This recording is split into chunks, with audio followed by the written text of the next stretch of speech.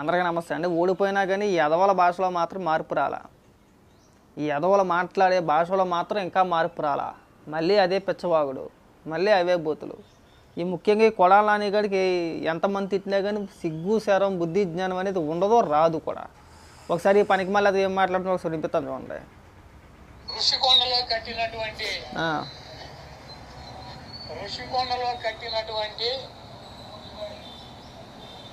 పర్యాటక కేంద్రంలో కట్టినటువంటి భవనాలని ఈ సిగ్గు ఎక్కువ లేనటువంటి తెలుగుదేశం పార్టీ, ఈ సిగ్గు ఎక్కువ లేనటువంటి ఎల్లో మీడియా అది జగన్మోహన్ రెడ్డి గారి నివాసం అని చెప్పి చూపిస్తున్నారు 3 రోజుల నుంచి.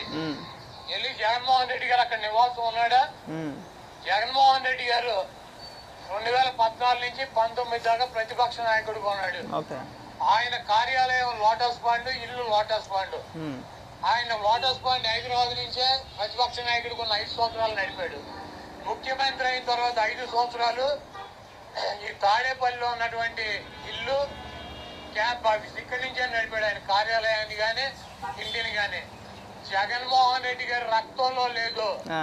ప్రభుత్వం కట్టించినటువంటి ఇళ్లలో ఉండటం కానీ, ప్రభుత్వం కట్టించినటువంటి గెస్ట్ హౌస్ లో ఉండేటువంటి కర్మ జగన్మోహన్ రెడ్డి గారికి పట్టల.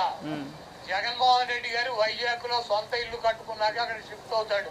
అంతేగాని టూరిజం ప్లేస్ లో కట్టినటువంటి ఆ హౌస్ లో జగన్మోహన్ రెడ్డి గారు వెళ్తాడని చెప్పి ఎవడు చెప్పాడు వీళ్ళకి, వెధవులకే? అది జగన్మోహన్ రెడ్డి గారు ఎదవా మంత్రి రోజా చెప్పింది. పనికి మళ్ళీ ఎదవా జగన్మోహన్ రెడ్డి చెప్పాడు. నేను ప్రమాణ స్వీకారం వైజాగ్లో చేస్తాను, నేను వైజాగ్లో ఉండే పరిపాలన సాగిస్తాను అని చెప్పి చెప్పినది ఆడే. పేరు ఉచ్చరించను కానీ బాగోదు, మర్యాదగా ఉండదు, మీకు మాకు తేడా ఉండదు. కానీ చెప్పినది ఆడే చెప్పాడు. నేను వైజాగ్ వెళ్ళిపోతాను, వైజాగ్ నుండే పరిపాలిస్తాను, నేను ప్రమాణ స్వీకారం కూడా అక్కడే ఉండదని చెప్పినది వాడే. ఎవడో చెప్పలా. సిగ్గుపడి ఎదవా మంత్రి రోజా చెప్పింది ఆల్రెడీని.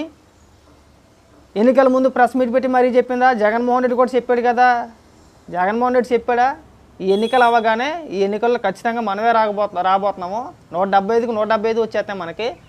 నేను ప్రమాణ స్వీకారం వైజాగ్ నుంచే చేస్తాను, నేను వైజాగ్లో ఉండే పరిపాలన చేస్తానని చెప్పినది ఎవడరా? ఇక్కడికి వచ్చి పెద్ద పెద్ద పాఠాలు చెప్పాలి మళ్ళీ మాకు ఇక్కడ. ఉక్రోసం ఎదవాళ్ళకి. ఒరే పర్యాటక శాఖకి ఒకవేళ టూరిస్టుల కోసమే అనుకుందాంరా, 450 కోట్ల రూపాయలు 500 కోట్ల రూపాయలతో అంత పెద్ద భవనం దేనికిరా? 36 లక్షల రూపాయలు బాత్ టబ్ దేనికిరా? అవన్నీ పక్కన పెట్టి మసాజ్ టేబుల్ దేనికిరా? ఏదో ఆక్రోశం ఉక్రోశం, ఏం మాట్లాడాలో తెలియదు, సబ్జెక్ట్ ఉన్నది ఎదవ దగ్గర, బూతులు మాట్లాడేయాలి. ఏ యాదవ చెప్పాడంటే ఆ యాదవే చెప్పాడు. అవన్నీ అడుగు వెళ్ళి చూడవేటి. ఇంకా జగన్మోహన్ రెడ్డి ఏం మాట్లాడుతున్నాడో, లేదంటే పర్యాటక శాఖ మంత్రి రోజా ఏం మాట్లాడుతుందో చూడవేటి, చూసి తగలవేటి. ఇంకా మనకు వచ్చింది బూతులే, ప్రతి ఒక్కరిని ఎదవానైతే ఆడే ఎదవవుతాడు. అప్పుడు చెప్పినోడు ఆడే కాబట్టి సిగ్గుపడు. అతి మాటలు అతి పేలాపన ఇంకా మాట్లాడుతూ ఉండే. అంతర్జాతీయ పారిశ్రామికవేత్తలు వస్తేనట్ట వాళ్ళు ఉండడానికి అక్కడ మీటింగ్లు ఏర్పాటు చేయడానికంటే ఆ భవనం కట్టేశారట. మీరు చేసే గొప్ప పరిపాలనకి అంతర్జాతీయ పారిశ్రామికలు వచ్చి పెట్టుబడులు పెడతారా? మీ పరిపాలన దేంతో మొదలైంది? కోల్చడంతో కాదా? పానికి మాల్సి ఉంటాయి. ఇంకా ఏడుతున్నా చూడండి, ఏమని ఏడుతున్నా వినిపిస్తా. రెడ్డి గారి కోసం కట్టించుకున్నటువంటి ఇల్లు అని చెప్పి రకరకాలైనటువంటి కథనాలు రాస్తున్నారు.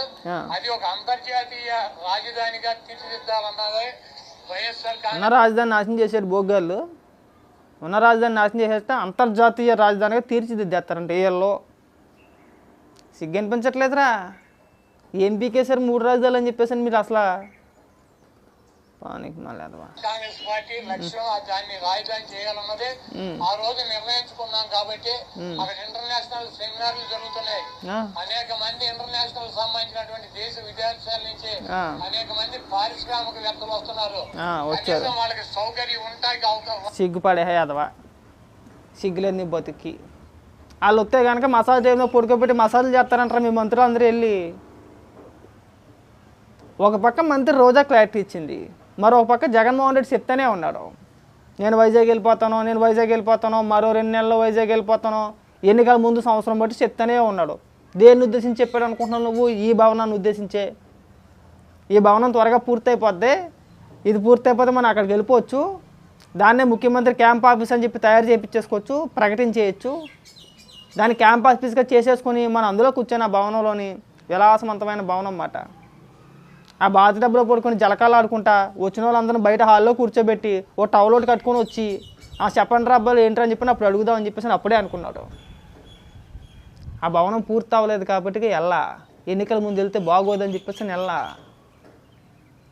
ఈ సొంటగాడికి అవేవీ తెలియవు. ఆడికి స్క్రిప్ట్ వచ్చేది, నువ్వు వెళ్ళి తిట్టారా కుక్క అంటే వచ్చి తిట్టేస్తాడు ఇక్కడ. అంతే వాడికి వచ్చింది అదొకటే. మీరు ఘోరంగా 11 స్థానాలకు పరిమితం అయిపోయింది ఈ భాష మాట్లాడి.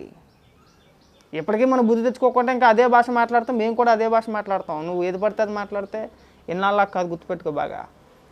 అనుకుంటున్నారేమో ఇంకా ఈ ఎలక్షన్ అయిపోయింది కదా, అధికారంలోకి వచ్చారు తెలుగుదేశం వాళ్ళు, మమ్మల్ని ఏం చేయలేదు, ఇప్పుడు దాకా మనం ఏం చేయలేదు అనుకుంటున్నావేమో. కొద్దిగా టైం కొద్దిగా ఓపిక పడితే ఎవరికి ఇవ్వాల్సింది వాడికి వడ్డీతో సహా ఇచ్చేస్తారు. ఎవరిని వదిలేదు ఏమీ లేదు. నీకు అంకుశం సినిమా గ్యారంటీగా, నువ్వు ఇలాగే మాట్లాడితే నీకు అంకుశం సినిమా చూపిస్తారు నీకు.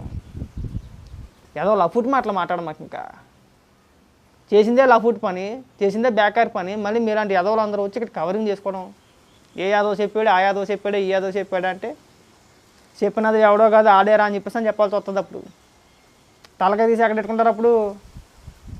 మరి మంత్రి రోజా అని ఏమంటావు, మంత్రి రోజాగా చెప్పింది ప్రెస్ మీట్ పెట్టి ముఖ్యమంత్రి క్యాంపు కార్యం ఎక్కడుంటే బాగుంటుందని చెప్పేసి కమిటీ వేసాం మేము. 2 మెన్ కమిటీ, 2 మెనో 3 మెనో కమిటీ అయితే కమిటీ నిర్ణయించింది ఇక్కడ ఉంటే బాగుంటుందని చెప్పేసి అని ముఖ్యమంత్రి గతంలో చెప్పింది కదా, చెప్పలేదా?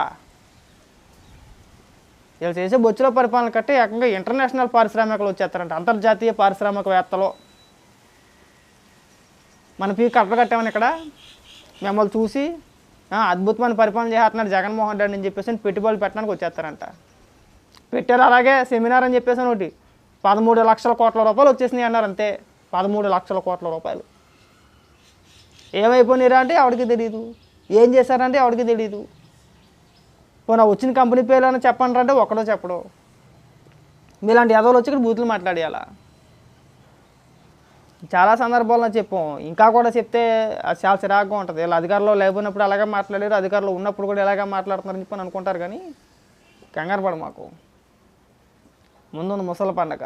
మనకి ఎగిరినంత చేపు ఉండదు, ఎగరకూడదు, ఎక్కువగా ఎగరకూడదు. మనం ఎంతవరకు ఎగరాలో అంతవరకు ఎగరాలి. మీతి మీరు పోయి ఎగిరామంటే తీసి పడేస్తారు ఎక్కడకాడ.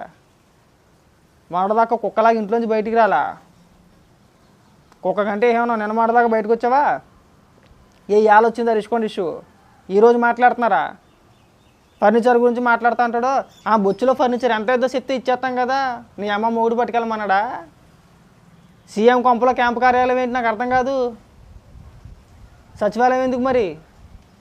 సచివాలయం దేనికిరా అంటే ఇలాంటి సీఎం కొంపలో క్యాంపు కార్యాలయం పెట్టేసుకుంటాడంట. ఎవడిలాగానే కొంపకే పోవాలంట. సచివాలయంలో ఉండాల్సిన ఫర్నిచర్ తీసుకొచ్చి ఇక్కడ ఆఫీస్లో పెట్టేసుకుంటారంట కొంపలోని. మరి అది క్యాంపు కార్యాలయం ఏ విధంగా రా?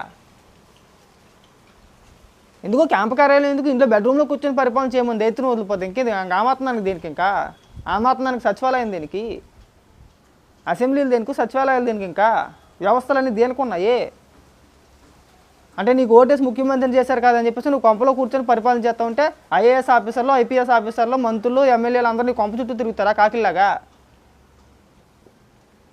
ఇలాంటి ఎదవల రాజకీయాల్లో ఉంటే ఇలాగే ఉంటుంది.